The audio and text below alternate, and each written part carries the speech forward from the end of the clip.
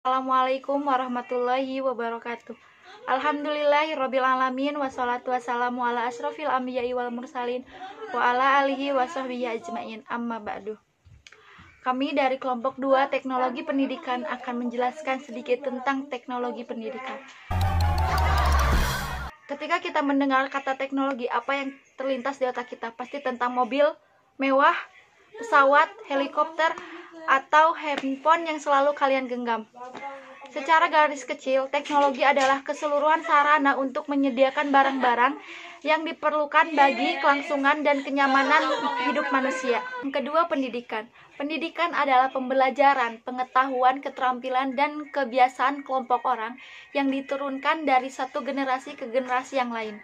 Yang ketiga, kinerja. Kinerja adalah hasil kerja secara kualitas dan kuantitas yang dicapai oleh seorang pegawai dalam melaksanakan tugasnya dengan tanggung jawab yang diberikan kepadanya. Selanjutnya akan lebih dibahas oleh teman saya, Teh Leni dan Teh Siti Hopipah. Kedudukan teknologi untuk pendidikan. Dari segi sistem pendidikan, kedudukan teknologi berfungsi untuk memperkuat kurikulum, terutama dalam desain, pengembangan, serta implementasinya.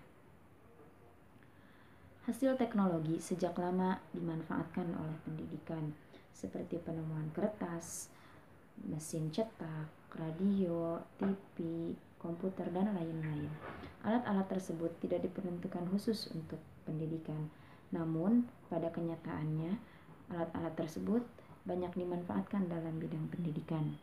Seperti dikatakan oleh Haji Hamzah B. Uno dan Hajah Nina Lamatenggo, kecenderungan pendidikan di masa yang akan datang di Indonesia yaitu penyelenggaraan pendidikan terbuka dan jarak jauh dijadikan sebagai strategi yang utama. Dengan berkembangnya teknologi informasi yang digunakan, maka ada 5 pergeseran dalam proses pembelajaran. Yang pertama, dari pelatihan ke penampilan. Yang kedua, dari ruang kelas ke di mana dan kapan saja. Dan yang ketiga, dari fasilitas fisik ke kerja jaringan. Yang keempat, dari kertas ke online. Dan yang kelima, dari waktu siklus ke waktu yang nyata, di mana para guru dan pengurus sekolah tidak disibukkan lagi dengan pekerjaan-pekerjaan operasional yang dapat digantikan oleh komputer. Seperti contoh dalam pembuatan penjadwalan sekolah. Jika dilakukan secara biasa, maka akan memerlukan waktu yang cukup lama. Namun dengan adanya teknologi yang semakin canggih, seperti adanya aplikasi Cisco yang diadakan di sekolah-sekolah atau lembaga-lembaga, maka pembuatan penjadwalan akan lebih mudah dan lebih cepat. Assalamualaikum warahmatullahi wabarakatuh. Nama saya Siti Hopipah. Di sini saya akan menjelaskan bahwa ilmu teknologi mempermudah kinerja PAI.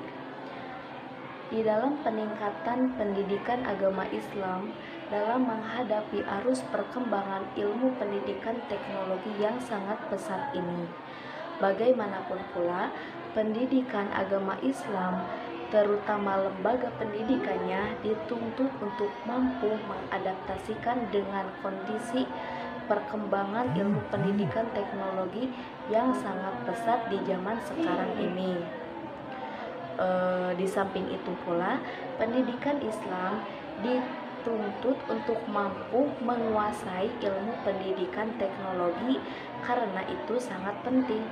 Mengapa sangat penting? Sebab sekarang pembangunan nasional diarahkan dengan orientasi pada teknologi industri, tak terkecuali dalam bidang pendidikan.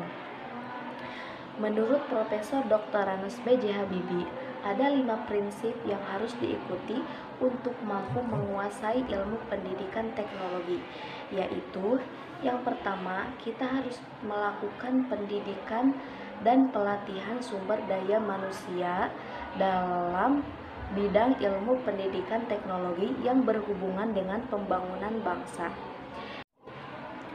Yang kedua, yaitu kita harus mengembangkan konsep masyarakat teknologi dan konsep masyarakat industri, serta kita harus melakukan usaha untuk merealisasikan dari konsep masyarakat teknologi dan masyarakat industri tersebut. Terus yang ketiga yaitu adanya transfer aplikasi dan pengembangan lebih jauh dari teknologi yang diarahkan pada pemecahan masalah-masalah nyata. Yang keempat yaitu kemandirian teknologi tanpa harus bergantung pada luar negeri. Yang kelima yaitu perlu adanya perlindungan pada teknologi yang sudah dikembangkan di dalam negeri. Sementara itu, pendidikan Islamlah yang mencari pokok-pokoknya.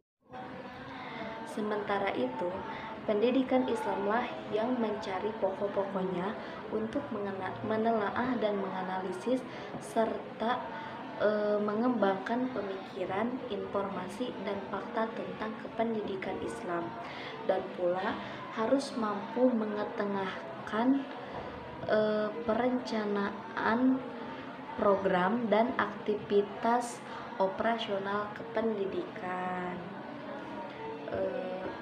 Sekian yang dapat saya sampaikan. Mohon maaf apabila banyak kesalahan dari kelompok kami. Terima kasih. Wassalamualaikum warahmatullahi wabarakatuh.